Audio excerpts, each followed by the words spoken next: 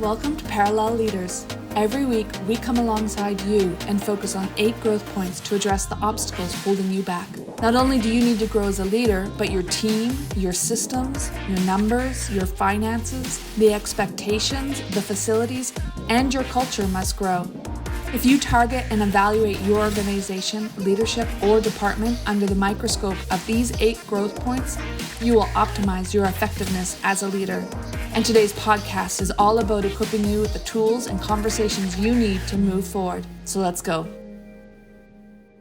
Focus on that word integrity and kind of break that one down a little bit more.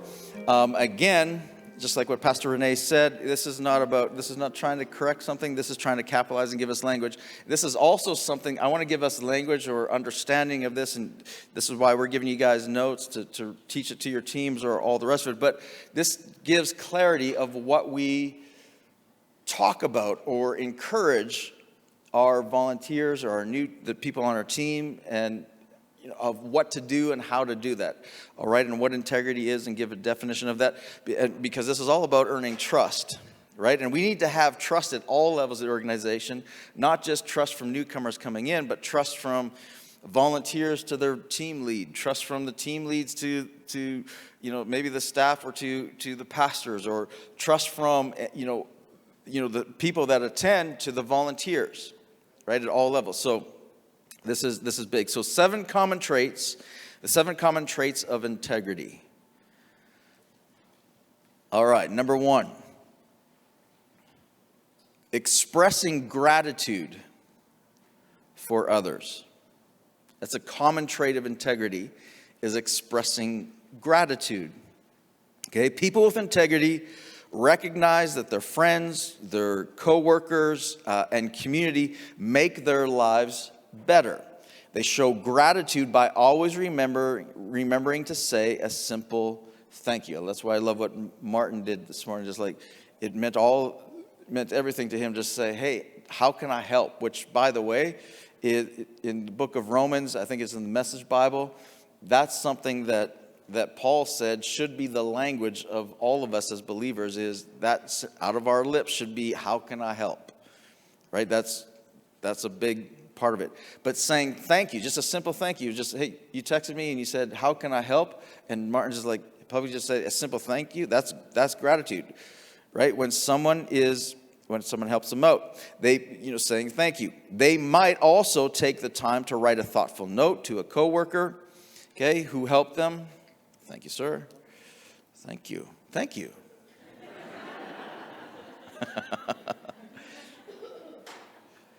They might take time to write a thoughtful note. Dear Martin, thank you for the water. No, that's great. Okay, someone who's helped them out complete an important project, or they may go the extra mile to give their friend a gift when they've supported them through a difficult time, right? So there's multiple ways to say thank you, but expressing gratitude is a common trait of somebody who's walking in integrity. Okay, number 2, a second common trait is valuing honesty and openness. Okay, valuing honesty and openness. A person with integrity doesn't run away from difficult conversations or situations. Okay, if they have a conflict with another person, they're open about it. They don't hide their feelings only to become resentful later on.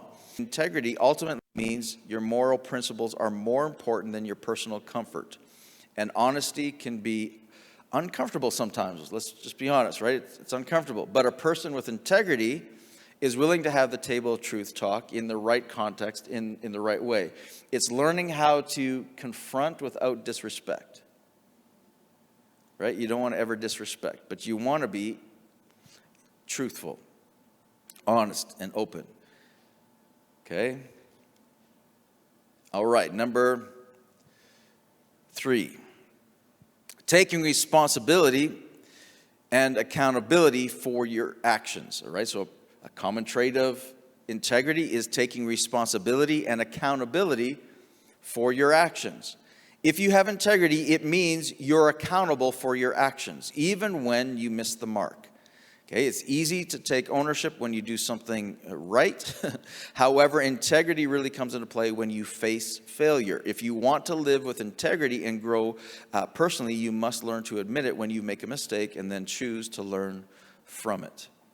Okay, and this is, how many know when we're talking about currency of trust, we often feel, every single time we feel when we have to admit we made a mistake, we feel like we're having to take out the coin from our pocket, the currency, and that we're going to spend that coin, take it out of our pocket just by admitting that we're wrong.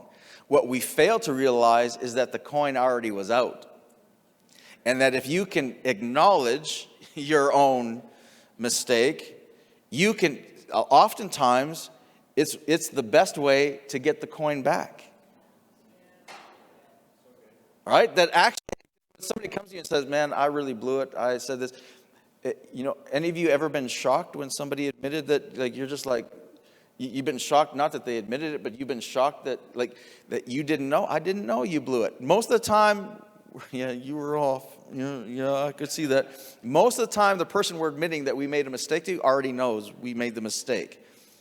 And when you admit that you made the mistake or missed the mark, it's like there's a trust that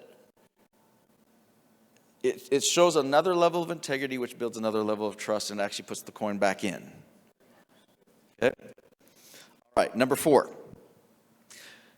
Another common trait of those with integrity is respecting yourself and others around you no matter where you are. Okay, respect is huge, right? Respecting yourself and others around you no matter where you are. When we did the last series and we talked about boundaries, you might think, well, boundaries, it's a marriage series, or it's about our marriage, and we put it in that language. But you might not think that boundaries apply to the workplace or to volunteering or church. Come on. They apply to everything, right? And especially in our workplace, and especially with those that we volunteer with, because sometimes we put up a guard with certain relationships and putting up boundaries when we feel something is off. But boundaries aren't just when something's off. Boundaries are healthy all the way, and it builds integrity and trust in a huge way, especially if you're clear about them. Okay, so think of boundaries and tie them together with integrity. And you might not think of boundaries when you think of integrity, but however, living in integrity means living at peace with yourself and with your values. Relationship boundaries, whether it's with your coworkers or your family, to help you do that. So again, if you think about, defining a boundary as defining the access or giving clarity to the access based on and to the responsibility somebody has in your lives, then that allows you with much clarity of how to make decisions of who you allow access to you.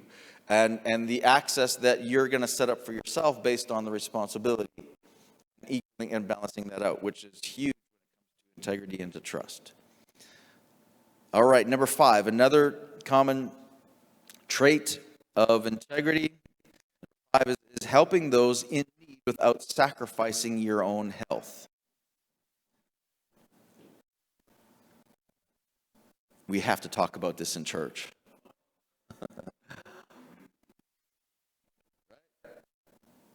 Because we love helping people because we don't know how to set up healthy boundaries, and we lack integrity. And then what ends up happening is that you try to help everyone, and eventually the coins run out. Okay, so helping those in need without sacrificing your own health. This trait goes hand in hand with respecting yourself and others. And people with integrity naturally want to help others, but what separates them from most people is their ability to know their own limits. A person with integrity will help others with their time, abilities, and even finances, but they'll always prioritize self-care, fueling themselves so that they can stay resilient for the marathon, not the sprint. Okay? All right. Number 6. Common trait of integrity, demonstrating reliability and trustworthiness. Okay, demonstrating reliability and trustworthiness. Knowing how to build trust is important in all of life, especially when it comes to integrity at work. And if you're a member of a team or organization, people count on you to do what you say you will. If you don't, there will be consequences, not just for you, but everyone around you. Being a reliable and trustworthy person is crucial to living with integrity. Okay, it's demonstrating reliability and trustworthiness. Okay. Number 7. The 7th trait of integrity is showing patience and flexibility. I hate that word, patience. Showing patience and flexibility even when unexpected obstacles show up. Welcome to church. All right, we've never seen unexpected obstacles show up. Anybody else wonder why it always snows on Saturday night and Sunday morning? Like, what is the deal? I've had many conversations with God and going, hey, and this is my conversation with God, and I think he just laughs at me, but my conversation with God is, it always snows. Like we always get the blizzards and snow when we have an important leadership meeting or when we have a big Sunday, and it's always like Sunday morning, and it's like, ow, come on. And then I was like, okay, if you're going to do that all winter, God, this is my conversation with God. I'm letting you into my, if you're going to do that all winter, could you make it pour bloody rain every weekend then? All summer long?